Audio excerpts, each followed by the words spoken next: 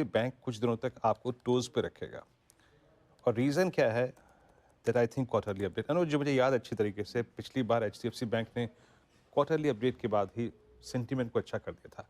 But अब इसको थोड़ा सा हम उस चीज़ के पर्सपेक्टिव से देखते हैं क्योंकि वो आरबीआई की रिपोर्ट कहा गया कि जो निजी बैंक हैं, बट हमें इस चीज़ को भी देखना होगा अनुज, जो एचडीएफसी बैंक की मैनेजमेंट थी, इन्होंने पहले ही अपने आप को थोड़ा सा स्लो डाउन कर दिया था।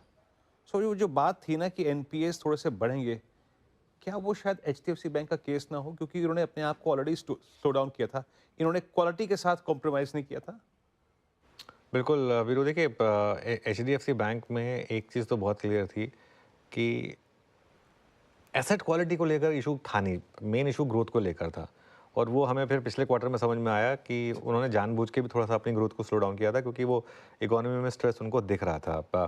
आई थिंक ना सिर्फ क्वार्टरली अपडेट, मार्केट को थोड़ा ये रिस्क भी लग रहा है कि अभी भी कहीं ना कहीं वो फियर है कि वो बड़ी वाली एफआई सेलिंग कहीं वापस तो नहीं आ जाएगी।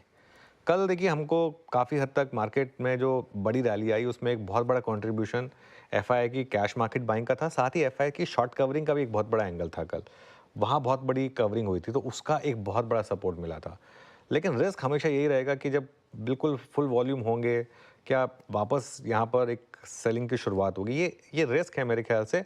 लेकिन एक चीज़ तो क्लियर है, एचडीएफसी बैंक अगर आप इसका 6 महीने का चार्ट देखेंगे, लगातार हायर लो और हायर हाई बना रहा है। जब भी इसमें गिरावट आती है इंक्रीमेंटली, वो प्रीवियस लोज को नहीं तोड़ रही। देखिए मूव्स इसमें ब्रूटल होते हैं, काफ़ी शार्प होते हैं, लेकिन पैटर्न जो है ना इसका वो हायर हाइज और हायर लोज का है।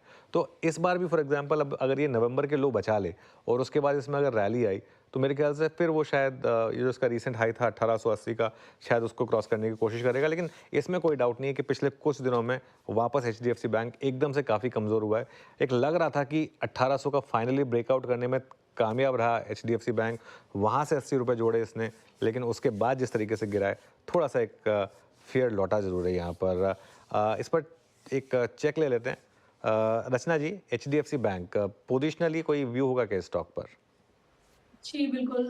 पोज़िशनली अगर देखा जाए एचडीएफसी बैंक ने 1700 के लेवल से एक हायर टाइम फ्रेम चार्ट पे ब्रेकआउट दिया था, जिसको थोड़ा-सा फ़ॉलो थ्रू मिला, 1800 क्रॉस भी हुआ, फिर वहाँ से गिरावट आई है। अब देखना ये रहेगा आने वाले टाइम में, अगर ये 1700 और 1650 के बीच में कहीं पे सपोर्ट ले लेता है, तो ये ब्रेकआउट फिर भी कन्फर्म्ड रहेगा और दोबारा से एक अपस्विंग ओवर अ पोज़िशनल व्यू आ सकता है यहाँ पे। और अगर 1650 होल्ड कर जाएगा तो दोबारा से ये धीरे-धीरे करके 1700 के लेवल को अगर नीचे भी गया उससे तो भी क्रॉस करके दोबारा 1850 1900 की तरफ जाएगा।